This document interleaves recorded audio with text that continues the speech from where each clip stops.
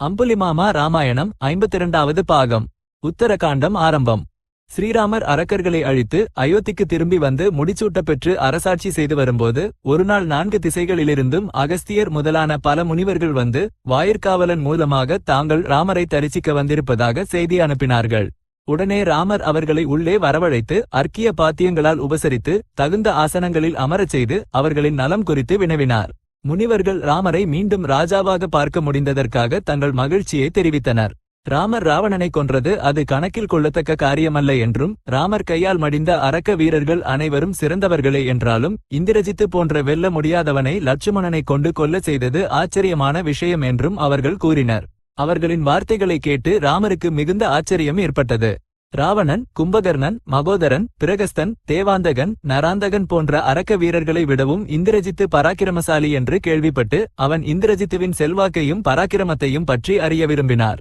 அப்போது அகஸ்தியர் ராமரிடம் ராவண வம்சத்தை பற்றி இவ்வாறு கூறத் தொடங்கினார். கிருதயுகத்தில் பிரம்மாவின் மானச புத்திரரும் 2வது பிரம்மா என்று சொல்லத்தக்கவருமான புலஸ்தியர் ஒருமுறை தவம் செய்வதற்காக மேருமலை பகுதியில் உள்ள திருநபிந்துவின் ஆசிரமத்திற்கு சென்றார்.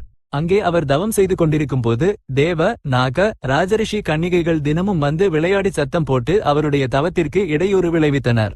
புலஸ்தியர் தன் முன்னால் வரும் பெண் கர்ப்பவதியாவாள் என்று சாபமிட்டார். இந்த சாபத்தை கேட்டு கன்னிகைகள் அனைவரும் பயந்து அந்த ஆசிரமத்திற்கு செல்வதை நிறுத்திக் கொண்டனர். இந்த செய்தி திருநபிந்துவின் மகளுக்கு தெரியாது. அவள் வழக்கம் போல் புலஸ்தியரின் ஆசிரமத்திற்கு வந்து தன் தோழிகளை தேடினாள். ஒருவரும் அவளுக்கு காணப்படவில்லை. அவள் நேராக புலஸ்தியர் வேதாத்தியனம் செய்து கொண்டிருந்த இடத்திற்கு சென்றார். அவருடைய தரிசனம் கிடைத்தவுடனேயே அவளிடம் கற்ப அறிகுறிகள் தோன்றின. உடல் முழுவதும் வெளிரிப்போனது. அவள் தன்னிடம் ஏற்பட்ட மாற்றத்தைக் கண்டு ஆச்சரியப்பட்டு தன் தந்தையின் ஆசிரமத்திற்கு திரும்பிச் சென்று, அப்பா, என் உடலெல்லாம் எப்படி மாறிவிட்டது பார். என் தோழிகளை தேடி புலஸ்திய ஆசிரமத்திற்கு சென்றபோது இவ்வாறு நடந்தது. காரணம் தெரியவில்லை, எனக்கு பயமாக இருக்கிறது என்றாள். திருநபிந்து புலஸ்தியரின் சாப விளைவாகவே தன் மகள் கர்ப்பவதியானாள் என்பதை உணர்ந்து அவளை அழைத்துக் கொண்டு புலஸ்தியரிடம் சென்று, மகானுபாவரே, இவள் என் மகள், நட்பண்பு உடையவள். உங்களை தேடி வந்த இவளை மனைவியாக ஏற்றுக்கொண்டு இவள் மூலம் பணிவிடைகளை பெற்றுக் கொள்ளுங்கள் என்றார். புலஸ்தியர் சம்மதித்தார். தன் மனைவியின் குணங்களும் நடத்தையும் புலஸ்தியருக்கு மகிழ்ச்சியை அளித்தன. அவர் அவளிடம், நீ மிகவும் யோக்கியமானவள். உன் வயிற்றில் என்னைப் போன்றே ஒரு மகன் பிறப்பான். நான் செய்யும் வேத பாராயணத்தை கேட்டுக்கொண்டிருக்கும் போதே நீ கர்ப்பவதியானதால் உன் மகன் விஸ்ரவசு என்ற பெயரை பெறுவான். என் மகனாதலால் பௌலஸ்தியன் என்று அனைவராலும் சொல்லப்படுவான் என்றார். அவ்வாறே சில காலத்திற்கு பிறகு அவள் வயிற்றில் விஸ்ரவசு பிறந்து சத்தியம், சீலம், தூய்மை, அமைதி ஆகியவற்றிற்கு புகழ் பெற்றான். அவனை பற்றி பெருமையாக கேள்விப்பட்டு பரத்வாஜ மகாமுனி தன் மகளான தேவவர்ணினியை அழைத்து வந்து அவனுக்கு மணம் முடித்து வைத்தார். விஸ்ரவசு அவளுடன் இல்லறம் நடத்தி ஒரு மகனை பெற்றெடுத்தார். அந்த மகன் பிறந்தவுடனேயே பிரம்மா தானாகவே வந்து அந்த சிறுவன் தனாதிபதி ஆவான் என்று கூறி அவனுக்கு வைஸ்ரவணன் என்று பெயரிட்டுச் சென்றார். வைஸ்ரவணனுக்கு சிறுவயதிலிருந்தே தவமே மிக முக்கியமானது என்று தோன்றியது. அவன் மகாரண்யத்திற்கு சென்று நீர்பக்ஷணம், வாயுபக்ஷணம் என உண்ணா நோன்பு மேற்கொண்டு 3000 ஆண்டுகள் கடுமையான தவம் செய்தான். அந்த தவத்திற்கு மெச்சி பிரம்மா இந்திரன் உள்ளிட்ட தேவர்களுடன் நேரில் தோன்றி, மகனே, உன் தவத்திற்கு மகிழ்ந்தேன், வரம் கேட்டுக்கொள் என்றார். தாத்தா, எனக்கு லோகபாலக தன்மையும் தனாதிபதி பதவியும் வேண்டும் என்றான் வைஸ்ரவணன். நானும் கூட மற்றொரு லோகபாலகனை உருவாக்கும் எண்ணத்திலேயே இருந்தேன். இந்திரன், யமன், வருணன் ஆகியோருடன் நீயும் 4வது லோகபாலகனாக இருந்து நிதிகளுக்கு அதிபதியாக இரு. இதோ சூரிய பிரகாசத்துடன் விளங்கும் புஷ்பகம் என்னும் விமானம். இதில் ஏறிச் சுற்றித் திரிந்து தேவர்களுக்கு சமமானவனாக இரு என்று கூறி பிரம்மா சென்று விட்டார். இவ்வாறு பிரம்மாவிடம் வேண்டிய வரங்களை பெற்று வைஸ்ரவணன் தன் தந்தையின் ஆசிரமத்திற்கு வந்து, அப்பா, பிரம்மா எனக்கு வரங்களை அளித்தார். ஆனால் நான் வசிப்பதற்கு ஒரு இடத்தை ஒதுக்கவில்லை. மற்றவர்களுக்கு துன்பம் நேராதபடி நான் இருக்க தகுந்த இடம் இருந்தால் பாருங்கள் என்றான்.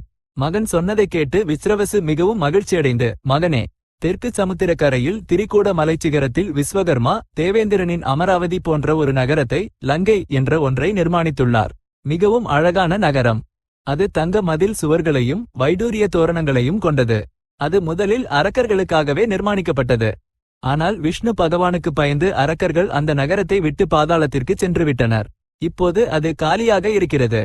அதற்கு ராஜா இல்லை. அங்கே நீ உன் வசிப்பிடத்தை அமைத்துக் கொண்டால் யாருக்கும் இடையூறு இருக்காது என்று கூறினார். வைஸ்ரவணன் தந்தையின் ஆலோசனைப்படி பல 1000 நைருதர்களுடன் லங்கா நகரத்திற்கு சென்று அங்கே வசிப்பிடத்தை அமைத்துக் கொண்டு சுகமாக ராஜ்ய பரிபாலனம் செய்து புஷ்பக விமானத்தில் அவ்வப்போது வந்து தன் பெற்றோரை பார்த்து சென்று கொண்டிருந்தான். அதையெல்லாம் கேட்டு ராமர் ஆச்சரியத்துடன் அகஸ்தியரை பார்த்து, மகாத்மாவே, அரக்கர்கள் புலஸ்திய வம்சத்திலேயே பிறந்தார்கள் என்று கேள்விப்பட்டிருக்கிறேன். ஆனால் அதற்கு முன்பும் கூட அரக்கர்கள் இருந்ததாக நீங்கள் கூறுகிறீர்கள். இந்த அரக்கர்களுக்கு மூலபுருஷன் யார் என்றார். அதற்கு அகஸ்தியர் இவ்வாறு கூறினார். தாமரையில் பிறந்த பிரம்மா நீரை படைத்து அதை காப்பாற்றுவதற்காக சில உயிரினங்களை படைத்தார். அந்த உயிரினங்கள் பசி தாகத்துடனும் பயத்துடனும் தவித்து நாங்கள் என்ன செய்ய வேண்டும் என்று பிரம்மாவை கேட்டன. பிரம்மா நகைத்தபடியே இந்த நீரை பாதுகாக்க முயற்சி செய்யுங்கள் என்றார். சில உயிரினங்கள் ரட்சிப்போம் காப்போம் என்றன. வேறு சில ஜக்ஷிப்போம் உண்போம் என்றன. ஜக்ஷித்தல் என்றால் புசித்தல் என்று பொருள்.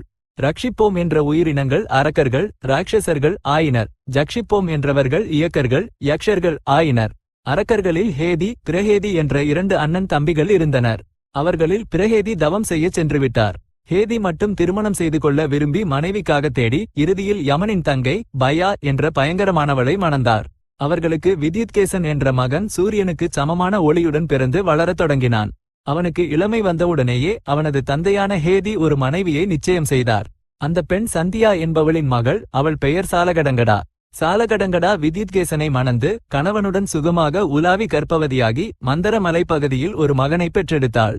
ஆனால் அவளுக்கு அந்த மகனின் மீது இருப்பதை விட கணவனுடன் உலாவுவதிலேயே ஆர்வம் அதிகம் இருந்த காரணத்தால் மகனை பெற்ற இடத்திலேயே போட்டுவிட்டு கணவனுடன் உலாச் சென்றாள்.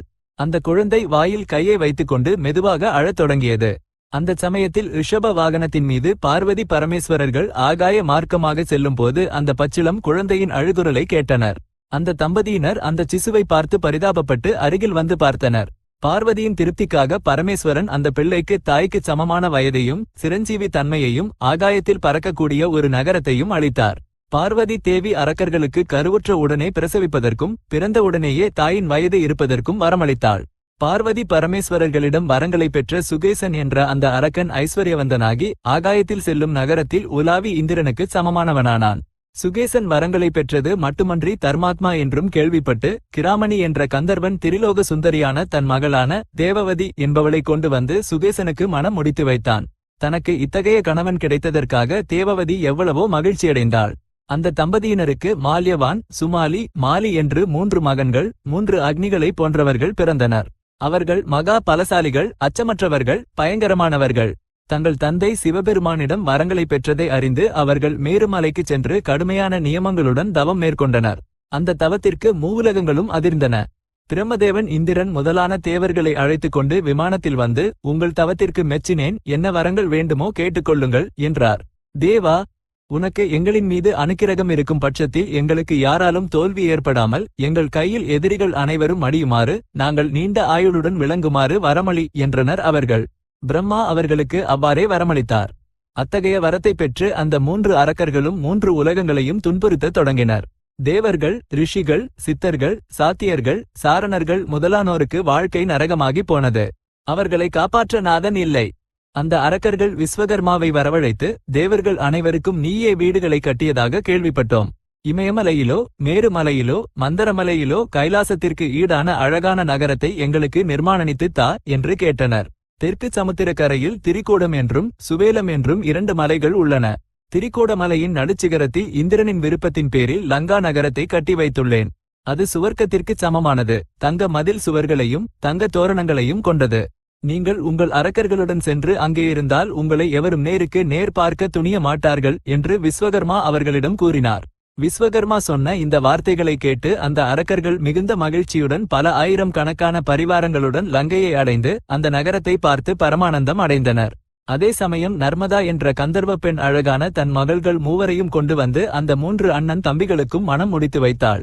மூத்தவனான மால்யவானின் மனைவி சுந்தரி. சுந்தரியின் வயிற்றில் வஜ்ரமுஷ்டி விரூபாக்ஷன் துர்முகன் சுப்தக்னன் யக்ஞகோபன் மத்தன் உன்மத்தன் என்ற 7 மகன்களும் அனலா என்ற ஒரு மகளும் பிறந்தனர். சுமாலியின் மனைவி கேதுமதி. சுமாலிக்கு அந்த மனைவியின் மீது உயிரையே வைத்திருந்தான். கேதுமதிக்கு பிரகஸ்தன் அகம்பனன் விகடன் காலகார்முகன் தண்டன் சுபார்சுவன் சம்ஹராதி பிரகசன் பாசகர்ணன் என்ற மகன்களும் புஷ்போத்கடா கைகசி சுசிஸ்மிதா கும்பினசி என்ற மகள்களும் பிறந்தனர். மாலியின் மனைவி வசுதா அசாதாரணமான அழகி. அவளுக்கு அனிலன் அனலன் ஹரன் சம்பாதி என்ற 4 மகன்கள் மட்டும் பிறந்தனர். இவர்கள் 4வரும் விபீஷணனுக்கு மந்திரிகளாயினர். இவ்வாறாக அந்த 3 அரக்கர்களும் தங்கள் பிள்ளைகளுடனும் பரிவாரங்களுடனும் லங்கையில் வசித்துக் கொண்டு இந்திராதி தேவர்களையும் ரிஷிகளையும் நாகர்களையும் தானவர்களையும் துன்புறுத்திக் கொண்டு 3 உலகங்களிலும் தங்களை கட்டுப்படுத்துபவர் எவருமின்றி வீரவிகாரம் செய்து சாவு பயமுமின்றி யாகங்களை அழித்துக் கொண்டு வரம் பெற்ற கர்வதோடு திரியத் தொடங்கினர். அம்புலிமாமா ராமாயணம் 52வது பாகம் சம்பூர்ணம்.